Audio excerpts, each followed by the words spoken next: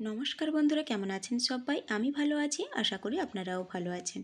আজকে আবারও একটা নতুন ভিডিও নিয়ে চলে এসেছি পাঁচ ফোড়নে। আজকে আমি তৈরি করেছি চিকেন পকোড়া।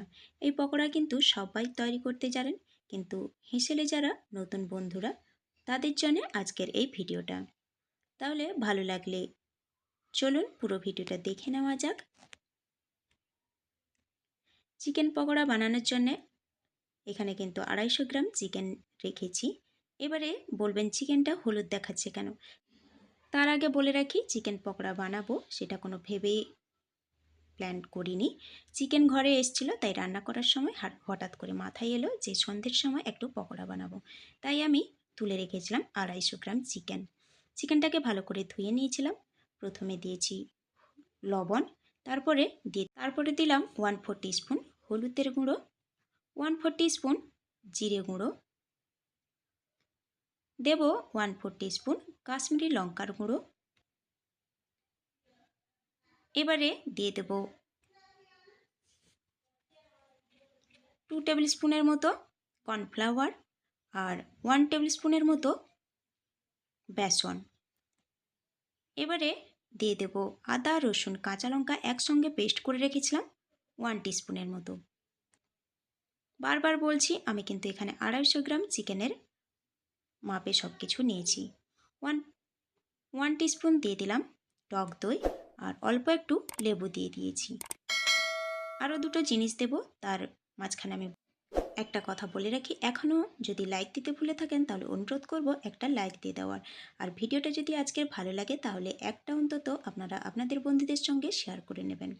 আর যদি আমার চ্যানেলে নতুন কোনো বন্ধু হয়ে থাকেন তাহলে অনুরোধ করব চ্যানেলটিকে সাবস্ক্রাইব করে পাশে থাকা বেল আইকনটি প্রেস করে নোটিফিকেশনটা অল করে দেওয়ার। তাহলে যে কোনো ভিডিও দিলে প্রত্যেক দিনের ভিডিও আপনার কাছে সবার আগে পৌঁছে যাবে।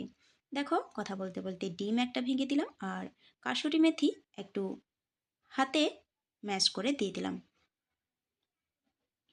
এবারে ভালো করে আমি মাখিয়ে নেব।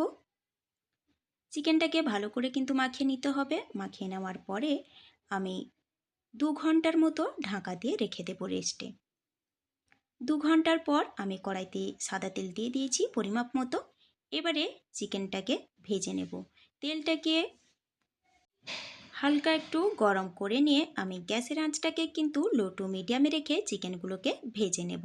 তেলটা যদি বেশি কড়া হয়ে যায়, গরম বেশি হয়ে যায়, তাহলে কিন্তু চিকেনগুলো প্রথমেই লাল হয়ে যাবে, ভেতর থেকে কিন্তু চিকেনটা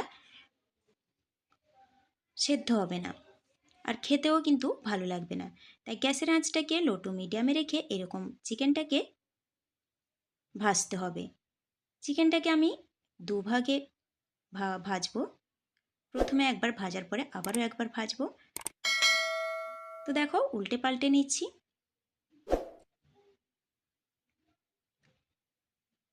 চিকেন পকোড়া সবাই ভাজতে জানেন, কিন্তু আমি যেভাবে করি সেটাই আপনাদের সঙ্গে শেয়ার করছি। আর যারা নতুন হেসেলে, যেসব বন্ধুরা নতুন হেসেলে, তাদের জন্য আজকের এই ভিডিওটা আমার। সন্ধ্যের চায়ের সঙ্গে যদি এই রকম গরম গরম পকোড়া থাকে তাহলে কার না ভালো লাগে বলো? ছোট থেকে বড় সবারই কিন্তু খুবই ভালো লাগবে। দেখো, একবার কিন্তু ভাজা হয়ে গেছে, আর কিন্তু খুব বেশি কিন্তু আমি লাল করিনি। এবারে দ্বিতীয়বারে যেসব পকোড়াগুলো ছিল সেইগুলো আমি ভেজে নেব। একইভাবে গ্যাসটাকে লো টু মিডিয়ামে রেখে আমি চিকেনগুলোকে ভেজে নিচ্ছি।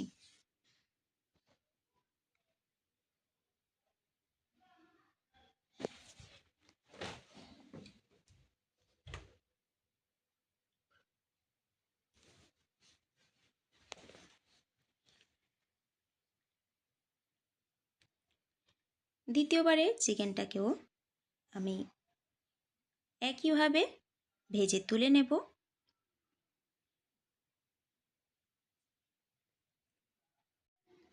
দেখো, এগুলো কিন্তু ভাজা হয়ে গেছে। এখানে বলে রাখি, যদি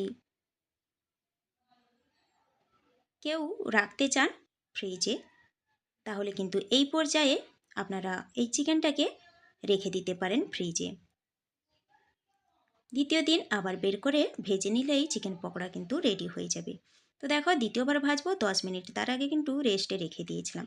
তারপরে আবার তেলটাকে গরম করে নিয়ে আমি এই পর্যায়ে গ্যাসের আঁচটাকে কিন্তু একদম হাই ফ্লেমে রাখতে হবে, যাতে তেলটা কিন্তু প্রচণ্ড গরম থাকে। চিকেন পকোড়াগুলোকে সবগুলো আমি দিয়ে দিয়েছি। এবারে নেড়ে চেড়ে কিন্তু ভেজে নেব। গ্যাসের আঁচটাকে এখানে কিন্তু লো করা যাবে না, তাহলে কিন্তু চিকেন পকোড়াগুলো খাস্তা হবে না বা জুসি হবে না।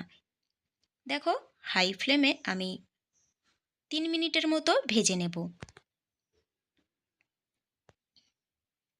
কেউ যদি চিকেন পকোড়াটাকে রেখে দিতে পারে, 2 দিন করতে পারেন চিকেন পকোড়াটাকে, তাহলে কিন্তু প্রথম স্টেপে ভেজে কিন্তু ফ্রিজে রেখে দিতে পারেন। তারপরের দিন সন্ধ্যের সময় আবারও একবার ভেজে নিলে রেডি হয়ে যাবে চিকেন পকোড়া। দেখো, চিকেন পকোড়াগুলো কিন্তু একদমই হয়ে গেছে। এবারে আমি কিন্তু তুলে নেব।